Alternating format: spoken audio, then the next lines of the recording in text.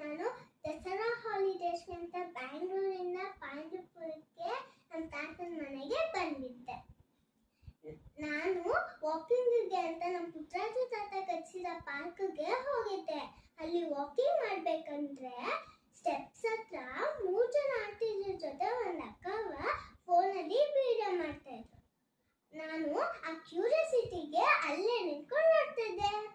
ಅದು ಏನಂತಂದ್ರೆ, ಬಾಣದಂತೆ ಯಾರಿಗೂ ಕಾಣದಂತೆ ಹಾಡಿದ ಸಾಲಿನಲ್ಲಿ ಮೂಡುವ ಪ್ರಾಣದಂತೆ ಚೇತನವಾದಂತೆ ನೀ ಬಂದ ಮೇಲೆ ಬಾಕಿ ಮಾತೇನು.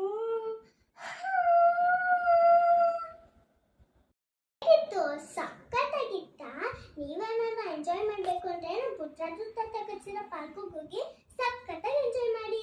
ಹಾಗೆ ಒಂದಂತೂ ಮರಿಬೇಡಿ, ಲೈಕ್ ಮಾಡಿ, ಶೇರ್ ಮಾಡಿ, ಕಮೆಂಟ್ ಮಾಡಿ, ಹಾಗೆ ಬೆಲ್ ಐಕಾನ್